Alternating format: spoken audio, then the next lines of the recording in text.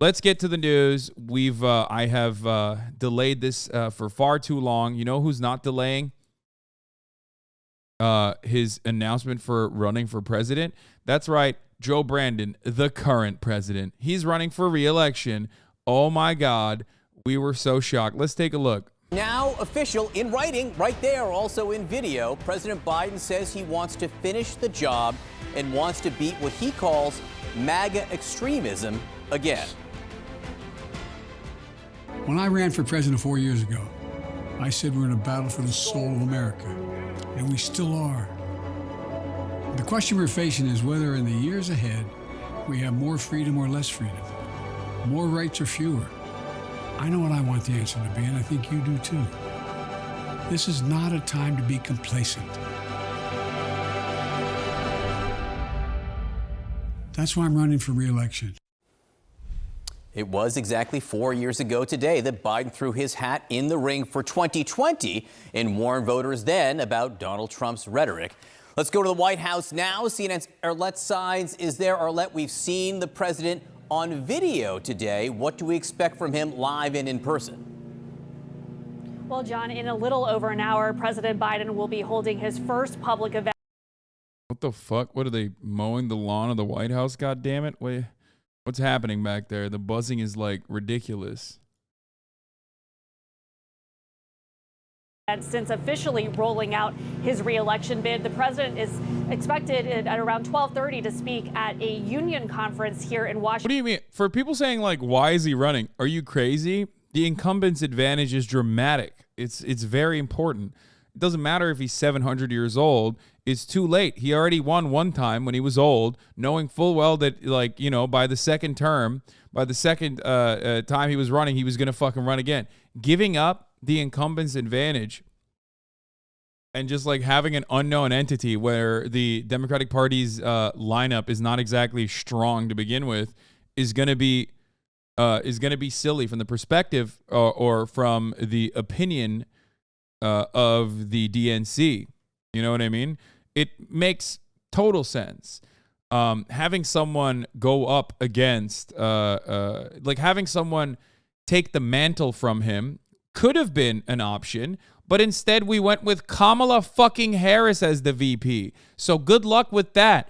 Imagine, do you want the Republican Party to like absolutely fucking dominate the field with their dog shit fucking candidates? Because if there's one person who can't beat Donald Trump in a toe-to-toe matchup, it's the charisma black hole, Kamala motherfucking Harris. So not only does she suck, but also on top of that, on top of her personally sucking, the Biden admin also cucked her and put her in charge of like every annoying, awful, you know, make work, fuck right off, piece of shit job. They didn't exactly fucking tailor her VP. They did not exactly tailor her to be the next suitor, to be the runner-up as the vice president, to be the president. So that was awful, absolutely fucking devastating from the DNC side. A lot of people are saying gruesome Newsom. I mean, sure. That, you know, last time we had a fucking California governor become president, it was devastating for the United States of America. His name was Ronald Reagan. Now, but who knows? Who knows? There isn't an option better that can get enough people to agree in the Democratic Party. I don't think that Joe Biden is going to activate the base. He's not going to motivate the base, but who knows? Who knows? If Bernie Sanders runs again, you know where I'm staying. You know, I'm gonna absolutely fucking vote for him illegally and campaign for him and want everybody to vote for him, especially in the primaries. There are people that could be interesting, and some of which are controversial, some of which are not. J.B. Pritzker could be an interesting person to run potentially in the Democratic for the Democratic presidency inevitably down the line. Gretchen Whitmer is another one that's like controversial in this space, but probably could do a decent job. As far as like female candidates goes, I think Big Gretch is, pretty solid. You have Governor Gruesome Gavin Newsom, who doesn't really make a lot of waves nationally. in a negative way. So that's kind of good. Even Donald Trump has said positive things about him, which is like pretty wild. Like he is somehow able to avoid the intense national scrutiny that like prominent Democrats get, partially because he's the governor of California, but they would just be like, oh my God, California is a fucking mess. You want everyone to be California if he ran. The young vote is moving towards Williamson. Yes, dude, totally. Look, I love candidates like Marianne Williamson. I think it's great that she's running. But if you legitimately think that because like TikTok is promoting her a lot, that she's genuinely moving the fucking needle, I don't know what to tell you. You are literally just, wake up, please. Snap the fuck out of it, okay? It is perhaps, it's interesting to see what will happen with like how much TikTok can genuinely shift democratic politics, but I suspect that you are out of your fucking mind, I think, if you think that she's like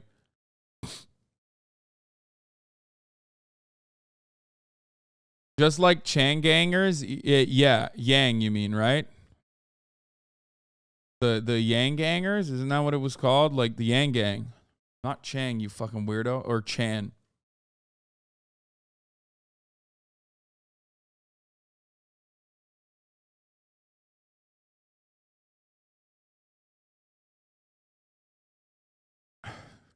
It's funny because like Chan Gang does make sense, not just for Andrew Yang, but for like a litany of other crank candidates that were propped up because they were like 4chan picks, you know what I mean?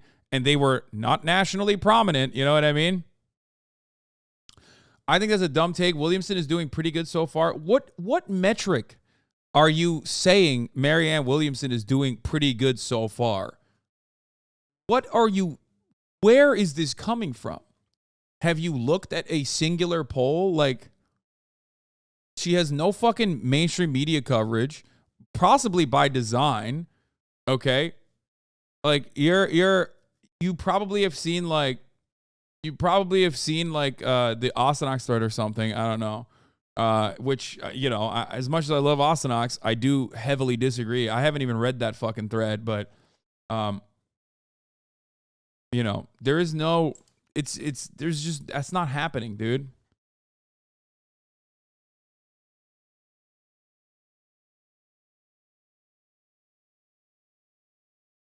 These people are crazy. There will be no debates. The Biden record, 12 million new jobs, inflation down 50% from its peak, record wage growth, real GDP growth in Q1, still at 2.5% bipartisan infrastructure act, CHIPS and Science Act, Inflation Reduction Act, largest climate investment in U.S. history. Yeah, see, Faustini is actually good for this kind of shit. Let's be real.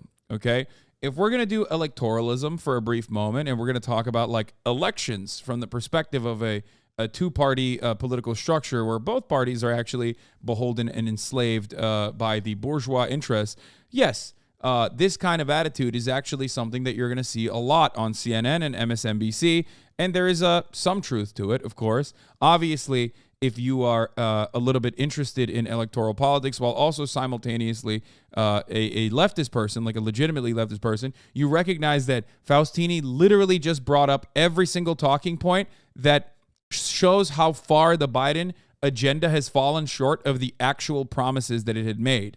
Okay? But, he is a neoliberal Democrat at the end of the day, even though he claims that he's not.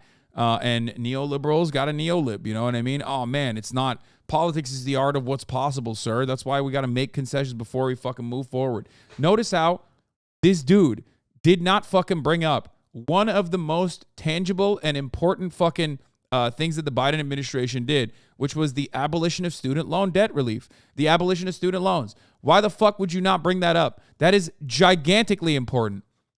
But guess what? One, it's being held up in the courts in some ways.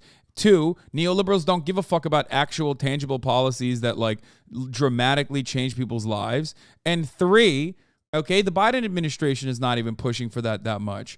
Ending the Afghan war is a big one, but unfortunately that's been sullied by the mainstream media. Liberal mainstream media absolutely did everything they can to shit on him for doing that, saying basically saying,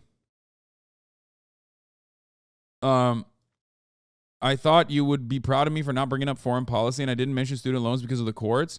No, student loans is important, and as far as foreign policy goes, the Afghan relief withdrawal was actually not bad. What we did after the withdrawal was way worse.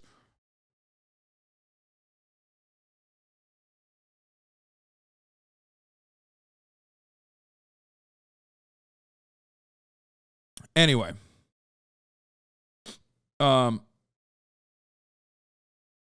was the Afghan agreement not made before Biden was president? It doesn't matter.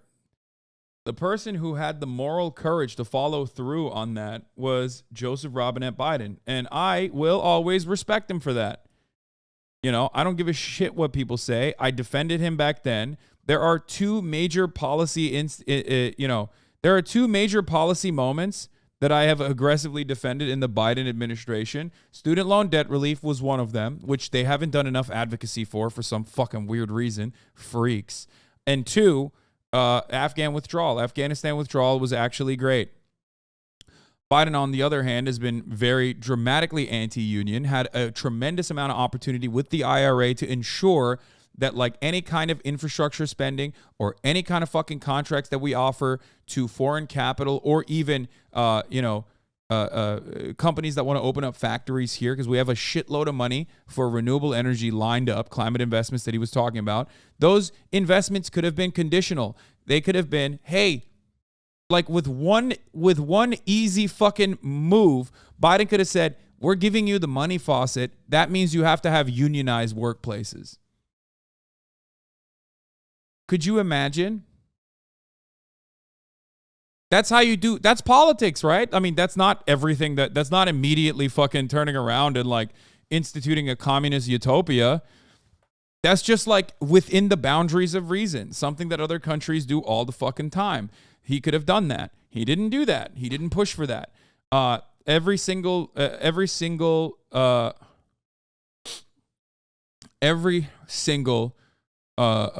legislative agenda item that Joseph Robinette Biden has pushed for, that he claimed he was going to get through, has been eviscerated, shred to fucking bits by the rotating villain within the Democratic Party before it even reaches the other side of the fucking aisle.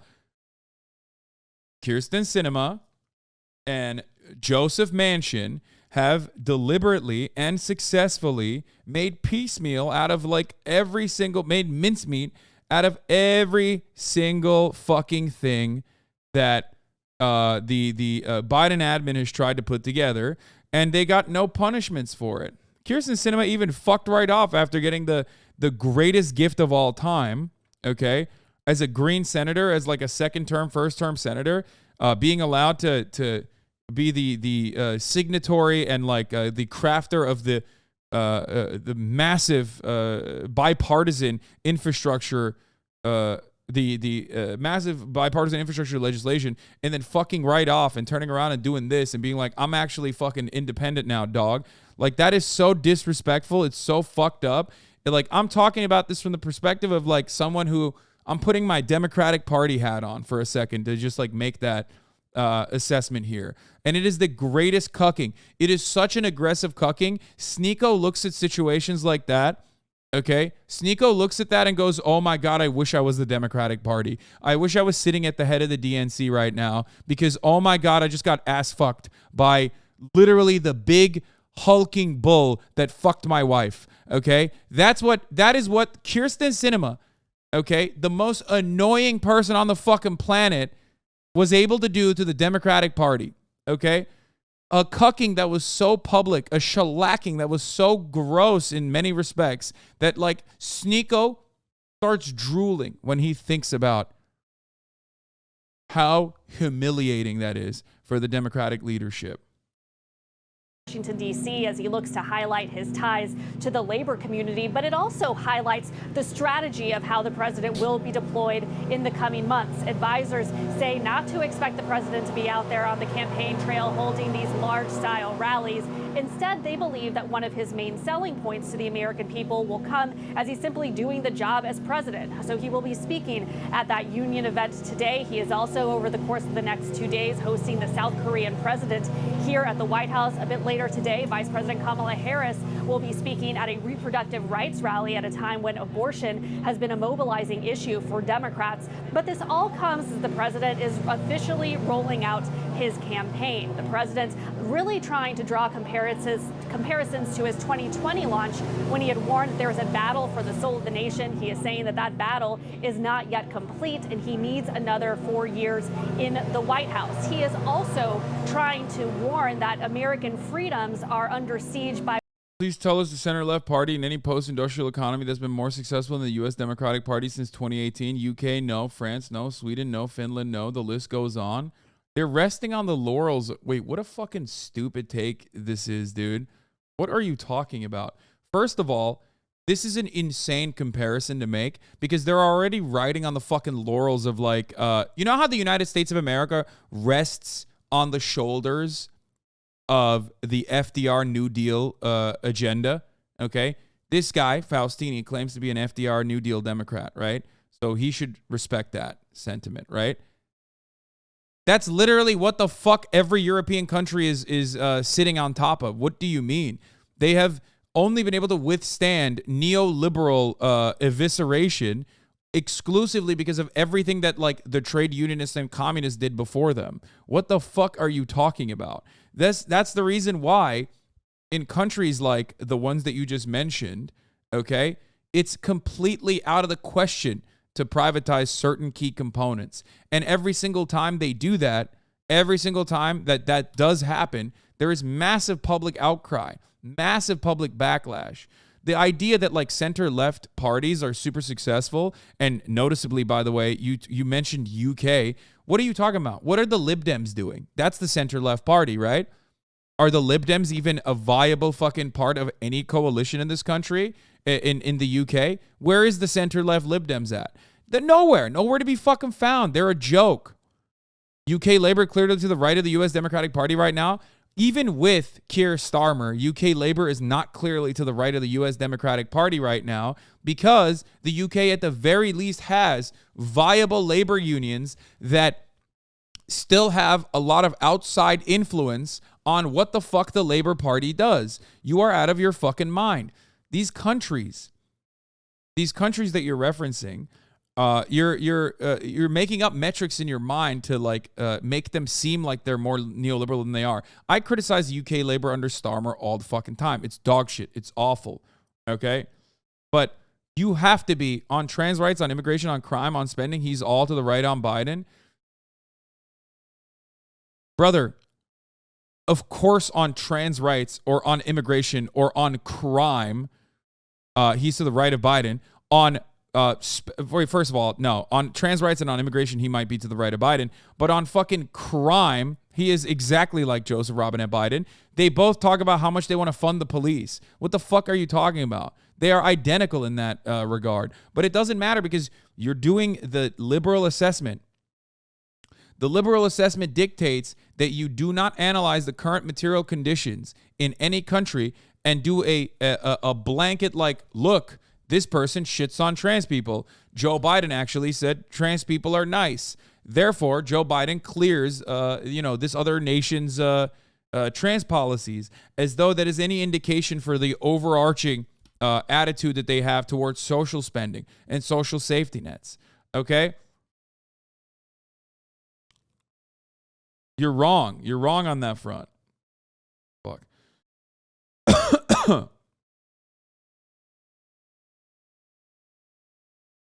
Anyway, like I said, we're talking about fucking labor, UK labor, okay, which is in its current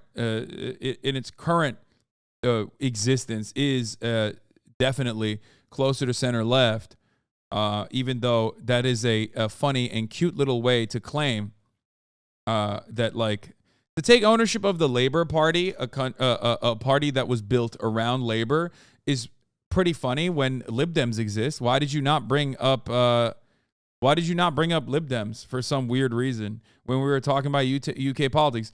Is it perhaps because you recognize that the center-left party, the real center-left party, liberal Democrats, are actually non-viable? They are just absolutely fucking a non-entity. Is that the reason why you wanted to make yourself seem, you wanted to make it seem like, liberal Democrats are doing the most? All because we had this conversation about like where liberal Democrats are. They have all, or where center-left parties are in the United States, where the Democratic Party is, versus every other fucking country. The Democratic Party couldn't even increase minimum wage when they had the opportunity to do so because they brought up some fucking bullshit reason, like the Senate parliamentarian is not allowing us to do that. The idea that like the American two-party process is not insanely fucking insanely right-wing in economic policy in a country that doesn't have adequate social safety nets nor nationalized or socialized healthcare is silly. Okay? German government and unions reach pay deal for public workers. Yeah.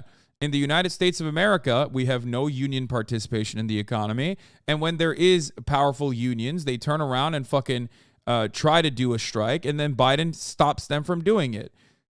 Okay? Even the Starmer labor, okay, under Starmer's leadership, the Labor Party basically fucking avoided talking about the potential strikes.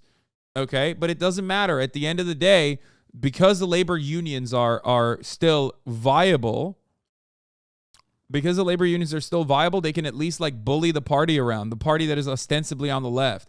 This does not exist in the United States of America. Biden deported 990,000 immigrants, Trump 460,000. Nice leftist Biden. Yeah.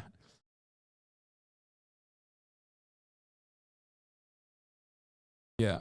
Ultimately, regardless of what fucking Keir Starmer says or does, what you fail to consider in this process is that due to having a nationalized healthcare system, you have the Tory party in the UK literally running to the left of the Democratic Party. They are lying, right? They are going to implement austerity measures regardless, but at least they fucking lie. The Democratic Party doesn't even lie about wanting to, to fund healthcare. Whereas the Tories do. Remember, Boris Johnson lied and said after 9 years of austerity, we are going to fund the NHS. Can you imagine having an NHS? Lol, we don't have that. Or can you imagine the right-wing Republican Party being like, we are going to do socialized medicine and we're going to fund it?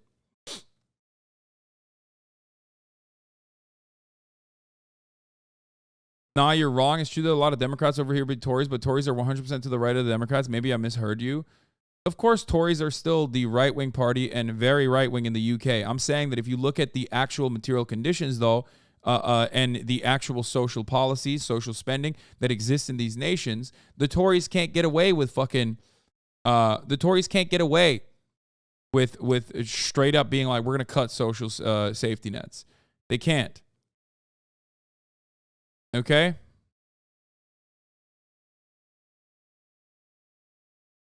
God damn, I have a headache. Let's get back to Joseph Robinette Brandon running, though. What he has described as MAGA extremists. And in that video, he used those images from the January 6th insurrection, as well as highlighted two Republican men, one of which who could be his matchup in a general election come November 2024. Take a look. You know, around the country, MAGA extremists are lining up to take on those bedrock freedoms, cutting Social Security. I want to watch the full one, not like cut piece by piece. Labor is more center than how your right-wing, your Democrats are. What? You say that, but Labor is now running to the right of the Tories on the NHS. They're hinting at privatization. Yes. Fuck Keir Starmer. I understand that. I doubt that they will actually. I don't know what the fuck Labor is going to do. I'm sick and tired of having this conversation. The point is that there is a center-left party in the UK. They didn't even bring that up. They didn't fucking bring up the reality on the ground with a nationalized healthcare system. They didn't bring up the fact that even the Tory party, regardless of like its attempts to implement austerity measures, recognizes how unpopular it is. Okay? Here, let's just watch the full fucking ad real quick. I got sidetracked to oblivion.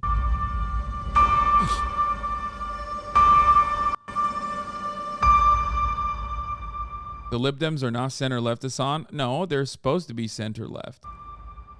Freedom. Personal freedom is fundamental to who we are as Americans. There's nothing more important, nothing more sacred. That's been the work of my first term, to fight for our democracy. This shouldn't be a red or blue issue. To protect our rights, to make sure that everyone in this country is treated equally and that everyone is given a fair shot at making it.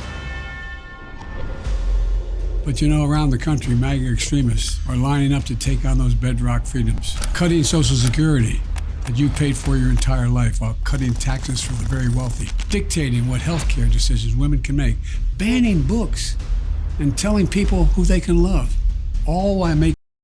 I mean, look, the Republicans have gift wrapped someone who is not going to rock the fucking boat an absolute lock, okay? Everything that the Republicans are doing at the state legislature level is so unimaginably insane that, like, a Democrat that's like, I don't want this to happen, don't you think that's crazy? Is just going to look better. So, you know, you can have someone who's old, but at least has, like, run the country, you know what I mean? And no matter how much people try to say, like, the country is fucking terrible, the country's terrible, vibes across the board show Brandon looking good. Now, of course, a lot can change in the next year. The economy could, implode once again. We can have a severe recession, and people start genuinely experiencing the most devastating impacts of that. I've said this before. Donald Trump lost because COVID happened. Donald Trump would have absolutely won if COVID hadn't happened. He could have probably even won if COVID hadn't happened to him directly.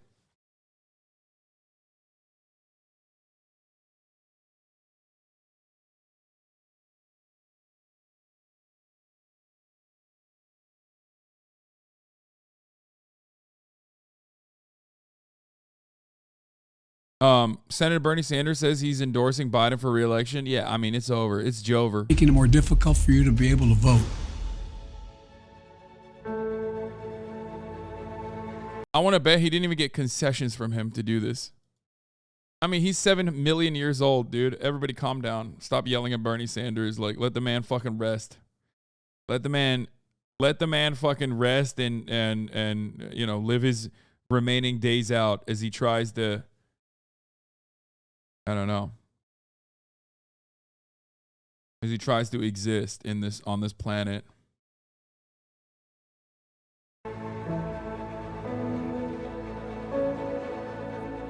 When I ran for president 4 years ago, I said we're in a battle for the soul of America, and we still are.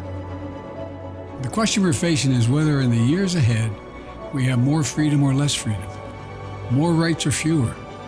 I know what I want the answer to be, and I think you do too. This is not a time to be complacent. That's why I'm running for re-election. Because I know America. I know we're good and decent people. I know we're still a country that believes in honesty and respect and treating each other with dignity. That we're a nation where we give hate no safe harbor. We believe that everyone is equal, that everyone should be given a fair shot to succeed in this country. Thank you for choosing us. Every generation of Americans has faced a moment when they have to defend democracy. Stand up for our personal freedom. Stand up for the right to vote and our civil rights.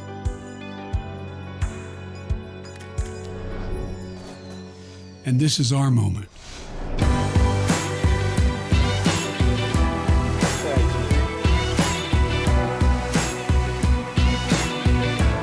It's kind of wild that, like, you were president for 4 years. Like, when Donald Trump ran, like, he kept saying, we're going to make America great again, because he didn't really have a lot of, like, bona fides to point to.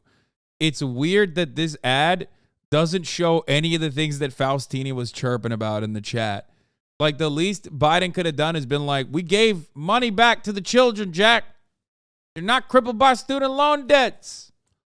You know what I mean? Like, just point to, like, tangible policies. Like, largest Largest infrastructure spending package of all time, Jack, and we did it bipartisan.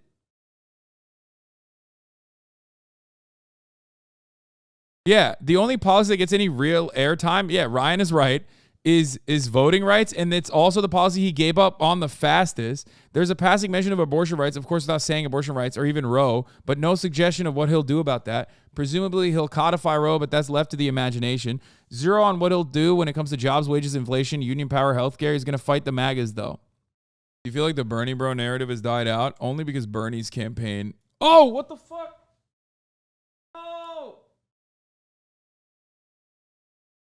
No! No! Ay, ay, ay.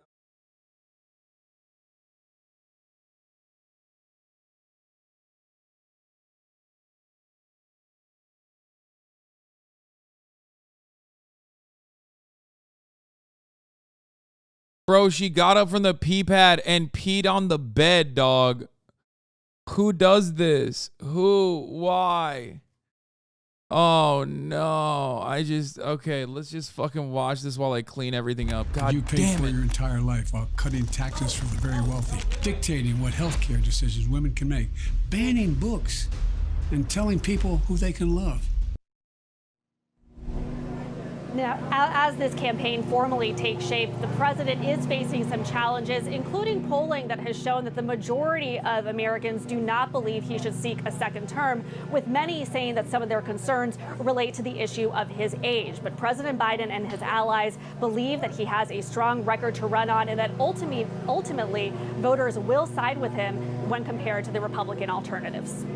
Arlette signs for us at the White House. Arlette, as she points out, very interesting. On the campaign video, you see scenes from January 6th, even before you see Joe Biden himself, Sarah. You can tell where he's going with that. All right. And with Biden's announcement this morning, the 2020 presidential race is entering a new phase. The field beginning to take shape. Let's take stock of who's in and who's out and who still has yet to potentially declare. Here are the candidates we know are running now. On the Republican side, former President Donald Trump, former Governor and Ambassador Nikki Haley, former Governor Asa Hutchinson, conservative radio host Larry Elder, and businessman Vivek Ramaswamy. On the Democratic side, the declareds are obviously the front runner, President Biden. Then there's Robert Kennedy Jr. and Marianne Williamson. Here are the potential candidates we are tracking, all of them Republicans: Mike Pence, Liz Cheney, Chris Christie, and yes, Ron DeSantis still has not declared. There is Kristi Noem, Tim Scott, Chris Sununu, and Glenn Youngkin. So when are they going to end this guessing game one way or the other? Here's Ron DeSantis on that question. We got a legislative session that we're working on. We got a few more weeks to go with that. We're going to be putting up a lot of wins on the board, and so I'm not going to be making any announcements before that's concluded. Okay, are you leaning one way or another? Stay tuned. All right, so if you pull out your calendar, here's what he's saying. The Florida legislative session ends on May 5th, so he said stay tuned. That might end shortly thereafter. On DeSantis, Mike Pence says he'll decide, quote, well before late June, and in the meantime has been making multiple visits to critical primary states. And Chris Sununu says he will be announcing his decision before the 4th of July. Kate?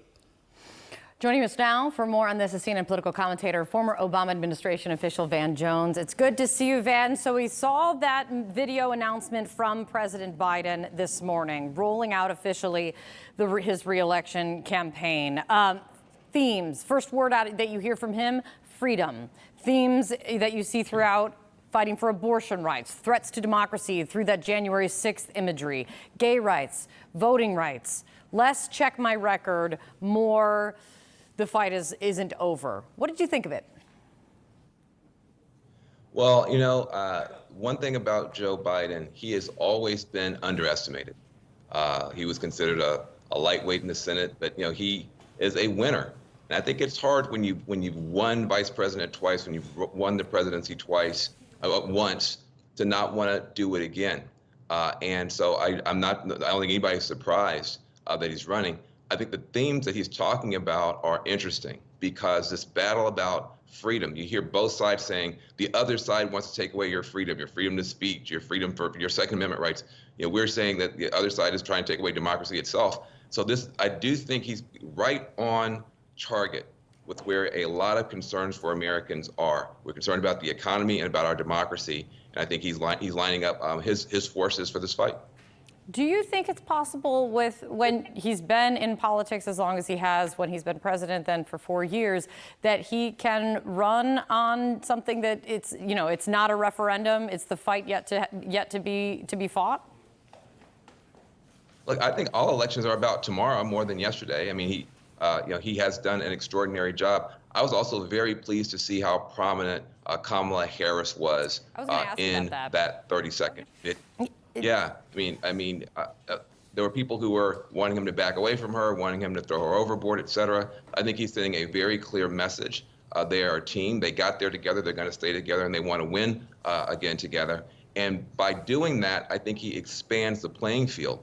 He can be at the White House doing what he does. She can be out in the community doing what she does. And together they can, I think they're a double threat already, whereas the other people on the Republican side, they've got to do it all by themselves. We can put it for our viewers, some of the recent polling, though, that shows the challenges that he does face. It's in some way, shape, or form, which is very clear that even Democrats aren't entirely jazzed about him running for re-election again. What do you think his biggest challenges are, though, Van? Well, I mean, he's old, or he's that you just can't get away from the fact that he's the oldest president we've ever had. People, unfortunately for him, people remember him when he was a young guy. Slushy Music, thank you for the 100 gifted subs. I have a fucking massive headache. I'm dying a little bit. If you sit on both Kaya's bed and the water bed, you'll get your scent on it and she won't destroy it anymore.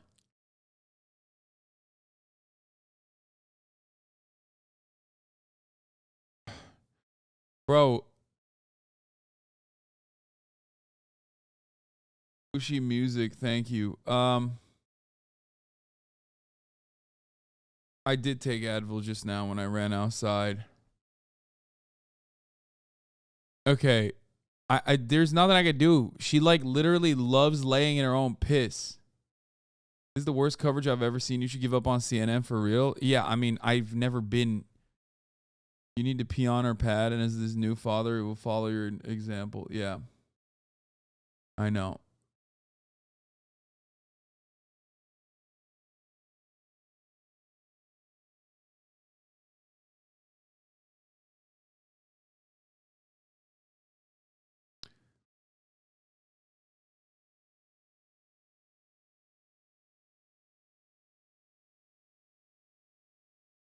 Not only did she get up from the piss mat to pee on the bed, she wasn't even waiting for a treat. Yeah, I know.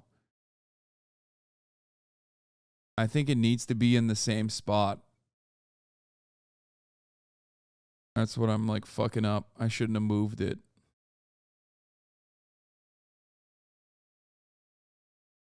That's what you get for having a dog. I know. Put the pee pad further away from me. Put the bed closer. She just wants to be close to you. I know, but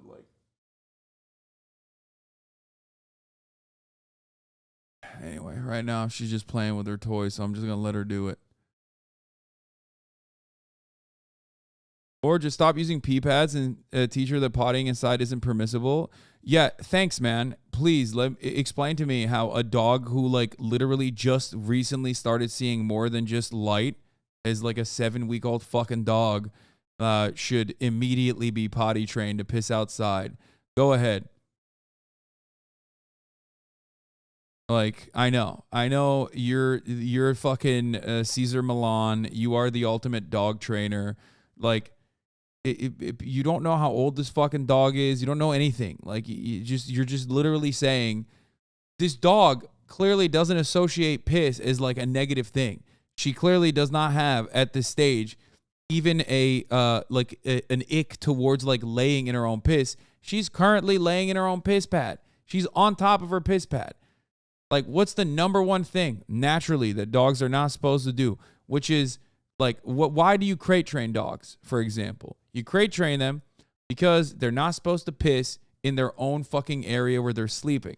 Okay? But they currently have no goddamn bladder control. It is what it is. It's okay. It's going to get better. It's just going to take time. This is my third fucking day. I know how to take care of a dog. Okay? Pressed? I am pressed. Pressed, little bro, because you just don't fucking know anything. Like, yeah, of course I'm pressed. I'm getting pressed because I'm tired of dumbass motherfuckers who are backseating without any knowledge whatsoever. It's just going to get me to not have her on stream until she's like old. You know what I mean?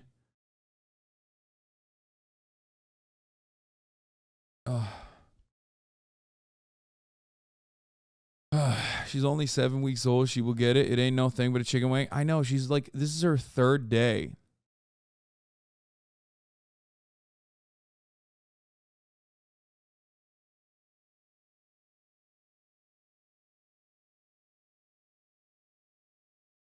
There's also no better indication that someone is quite literally a little bro than using the term little bro. Like, immediately, as soon as someone says little bro online, I'm like, oh, you are a little bro. Like, that's what it is. Anyway. He's been around for a long time, so people have, they can compare him to who he was 20 years ago, and so, but that said, when he announced 4 years ago, it was a yawn. When he announced 4 years ago, people said, so what? He's too old. He's too out of touch with the progressives. He's too conservative. He's yesterday's man. They said that 4 years ago, and then he destroyed the field, became the nominee, and beat Donald Trump. I mean, this is like revisionist history. He didn't destroy the field. He basically got Obama to clear the field out for him through backroom deals. Except for, remember, one candidate who never left the race for some reason, Elizabeth fucking Warren. I wonder how that worked out. I wonder why it worked out the way that it did.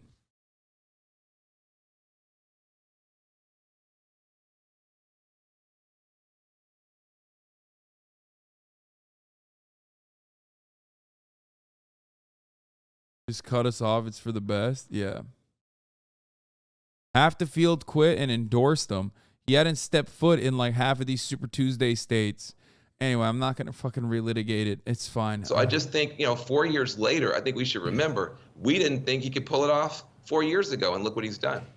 So when you know that he needs to hold independent voters like he did in 2020, just to remind folks with the exit polls from 2020, in order to win election and re-election this time, what then do progressives want to hear from him so they as well are motivated to turn out for Joe Biden once again? I think the progressives are in a good position because he gave so much to the progressives in the first 2 years when it comes to just, historic legislation, everything from, climate to the CHIPS Act, marriage equality. People forget about that. He did a lot for the progressives in the first 2 years. This guy was a Maoist. Dude, he did so much for the progressives. Dude, he was so progressive. Joe Brandon.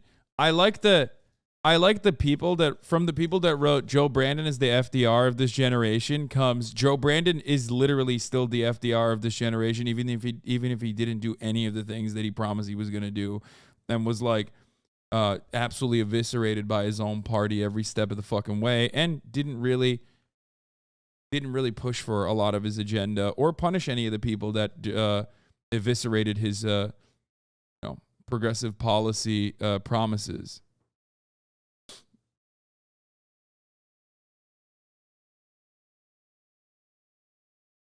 What is this? Çok alakasız ama Erdoğan yayında fenalaştı. We'll look at this in a little bit. Let's finish. Going forward, I think the progressives are going to be answering the call to defend democracy. And I think that's going to be appealing to both progressives and independents. So listen, people always say the same things about Joe Biden. I often say those things, and then I have to eat my words because later on, it turns out he was good for the progressives. I think he will be able to hold on to the moderates going forward because the Republicans are going to be so extreme. and he can probably pull this off. But right now, his numbers are terrible. People are whispering that he's too old. In other words, he's right where he was 4 years ago, being underestimated. That's why I always love having you on, Van. It's always good to see you. Next time in Yeah, here's the thing. When the media underestimated him, they were wrong. Now they're literally saying, well, you know, we're underestimated him and we were wrong, so he's actually going to do well. So, which means the negative thing will probably happen once again. It's the same as like the Mad Money. It's the inverse Jim Cramer. The media is always Jim Cramer. Whatever they claim is happening is the opposite. So anyway, yeah, Brandon, finish the job. We, the people, will not decide.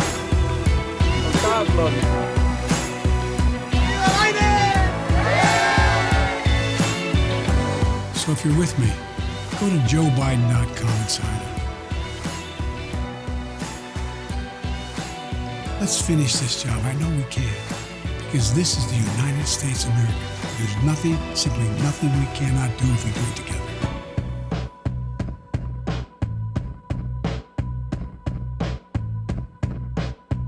It's the meta to have like decrepit old men who are basically fucking dying.